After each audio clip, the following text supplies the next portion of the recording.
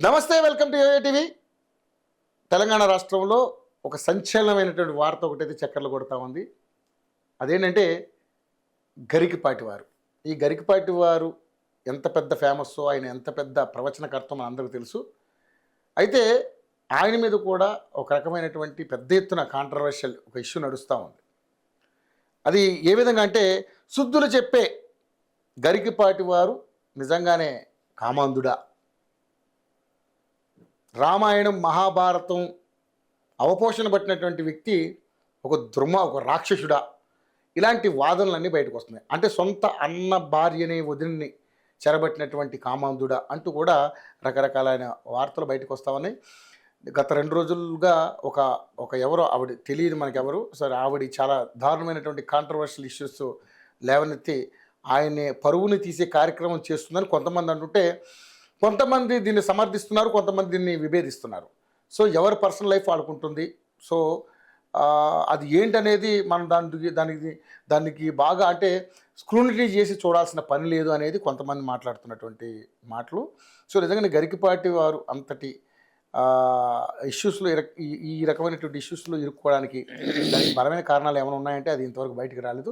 అసలు ఏంటి నిజంగానే గరికపాటి వారు కూడా ఇలాంటి కార్యక్రమాలు చేస్తున్నారంటే అది కొంతమంది చాలా అంటే టక్కున ముక్కుని వేలేసుకునే పరిస్థితి కనబడతా ఉంది. సో మన ముందు బ్రహ్మశ్రీ రాఘవ శర్మ గారు ఉన్నారు, మన గురువు గారు. ఆయన అడుగుదాం, ఎందుకంటే ఆయన కూడా ఒక దైవాంశ సంభూతులు, నారసింహుడి బిడ్డ, సీతమ్మ గారి తనయుడు. సో ఆయన అడిగి మరి అసలు నిజంగా ఈ వ్యవహారం మీద ఆయనకున్నటువంటి అభిప్రాయం ఏంటో ఆయన మాటలు తెలుసుకుందాం. గురుగారు నమస్తే. శుభాశీస్సులు అన్న.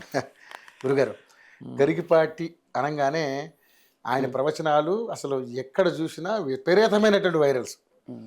ఆయన మామూలుగా టీవీ ఛానల్కి ఎవరికి ఇంటర్వ్యూ ఇవ్వరు, ఆయన ఒక ఛానల్ పెట్టుకుని ఆయన ప్రవచనాలన్నీ ఆయన ఛానల్లోనే టెలికాస్ట్ చేసుకుంటూ లక్షల వ్యూస్ వస్తున్నాయి. అది ఆయన ట్రాక్ రికార్డ్. ఒకటి ఈ మధ్యకాలంలో ఆయన బాగా ఫేమస్ ఎప్పుడయ్యారంటే చిరంజీవి గారు సెల్ఫీలు వాళ్ళని అంటే సెలబ్రిటీ, చిరంజీవి గారు అంటే సెలబ్రిటీ. ఆయన ఉన్న సభలోనే చిరంజీవి గారు కూడా రావడం, అక్కడ అందరూ కూడా చిరంజీవి గారిని చూసి ఆడవాళ్ళందరూ మగవాళ్ళందరూ కూడా సెల్ఫీలు దిగుతుంటే మీరు చిరంజీవి గారు సెల్ఫీలు ఆపేసి ఫోటోలు ఆపేసి రావాలి, సభ స్టార్ట్ చేయాలి, లేకపోతే నేను ఎక్కడి నుంచి వెళ్ళిపోతాను అని వార్నింగ్ ఇవ్వడం బాగా హైలైట్ అయింది అప్పుడు. సో ఇది రెండో కాంట్రవర్సీ. ఈ కాంట్రవర్సీ మరీ దారుణంగా ఉంది. ఏకంగా ఆయన వ్యక్తిగత జీవితం మీద ఒక మచ్చబడే విధంగా అనిపిస్తుంది. అందులో నిజాలు మనకు తెలియదు. సో మీరేమనుకుంటున్నారు పర్టికులర్గా? అంటే చిరంజీవి అభిమానులు ఏమన్నా కాపు కాసి దెబ్బ కొట్టారంటావా? ఏమో నాన్న, ఇక్కడ నేను ముందుగా చెప్పేది ఏమిటంటే, ఒక మనిషికి సంబంధించిన వ్యక్తిగత జీవితం అనేది మనకు అనవసరం. అనవసరం. ఇప్పుడు గరికపాటి గారు అనబడే వ్యక్తి యొక్క ప్రవచనాలు, అష్టావధానం, పంచాంగం, ఇతరత్ర కార్యక్రమాలు, ఆయన ఇచ్చినటువంటి ఉపన్యాసాలు ఇవన్నీ నేరుగా సమాజానికి నేరుగా ఉన్నాయి కదా.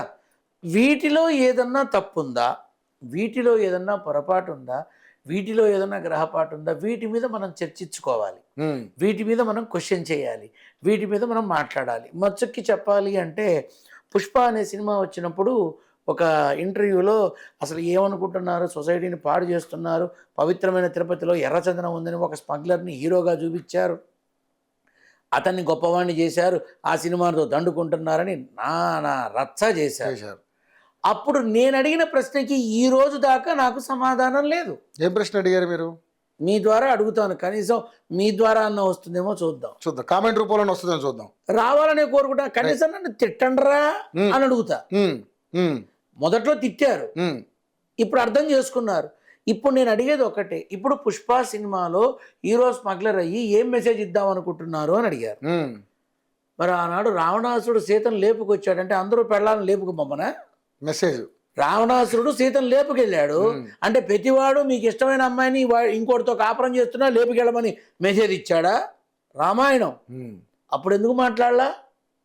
ద్రౌపదిని వస్త్రాలు ఒలువలు ఊడ్చారు, మరి ప్రతివాడు వెళ్ళి ఊడ్చడమేనా? అప్పుడు ఎందుకు మాట్లాడలా? సరే పక్కన పెడదాం.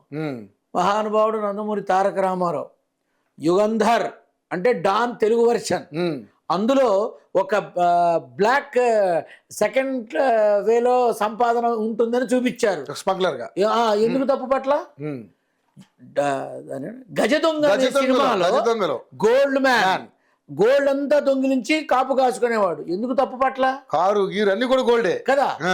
అలాని అందాల నటుడు super star Natasekhara Krishna cowboy వేషంలో మోసగాళ్ళకు మోసగాడు లాంటి సినిమాల్లో అనేక విధంగా నిధులన్నీ కొల్లగొట్టాడు. ఎందుకు తప్పు పట్ల?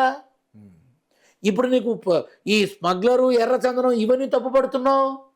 సినిమాని సినిమాగా చూడండి అయ్యా. ఇంతకుముందు మాధ్యమాల్లో కూడా చెప్పా, అవును, సినిమాని సినిమాగా చూడండి, అది ఒక వినోదం అంతవరకే. దానిలో తీసుకొచ్చి మీరు ఏం మెసేజ్ ఇస్తున్నారు, ఏం చేస్తున్నారు మీరు?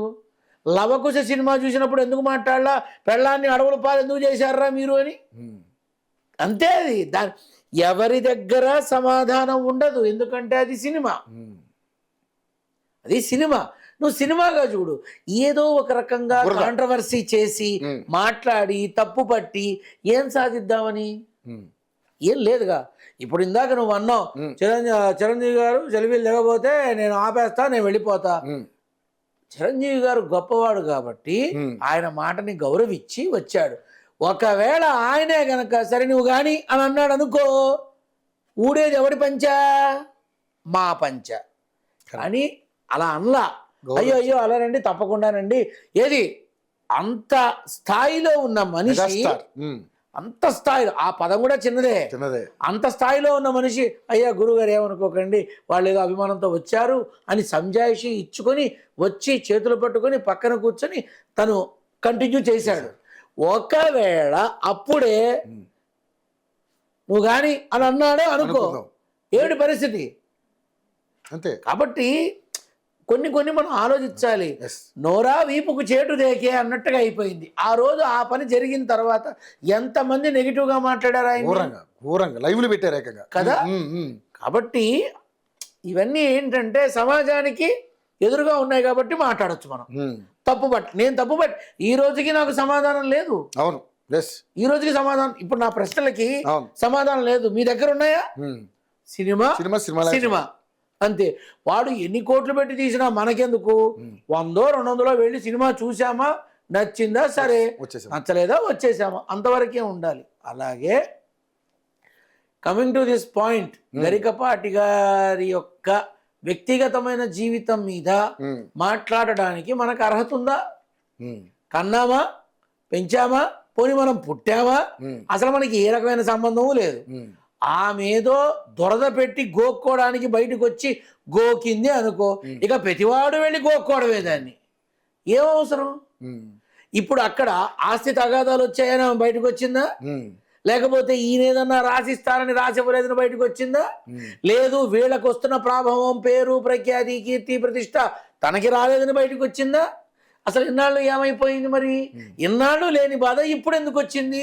ఇప్పుడు నువ్వు పబ్లిక్గా ఎందుకు వచ్చావు అంటే బ్లాక్మెయిలింగా, నువ్వు నాకు డబ్బులు ఇవ్వకపోతే నేను ఇంకా రచ్చ చేస్తానని మనం చెప్పడమా? ఎందుకు నాన్న? ఒక మనిషికి సంబంధించిన వ్యక్తిగతమైన జీవితంలో తొంగి చూడాల్సిన అవసరం ఏంటి?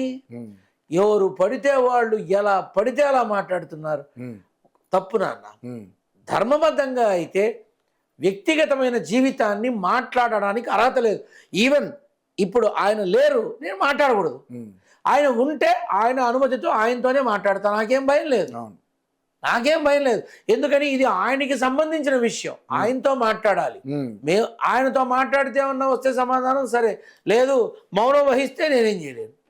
కాబట్టి ఇది అనవసరం. ఆమె వచ్చిన కారణాలు తెలిసినా చెప్పలేని స్థితి. ఒక స్త్రీ యొక్క వ్యక్తిగతమైన విషయాన్ని చెప్పి తప్పు చేయకూడదు. ఒక ఉన్నత స్థానంలో ఉన్న మనిషి గరికపాటి గారు తప్పు చేయకూడదు. ఇప్పుడు ఆయనకి ఎన్నో సత్కారాలు, అవార్డులు, రివార్డులు బ్రహ్మాండంగా వచ్చాయి. కేంద్రం పద్మశ్రీ కూడా ఇచ్చింది.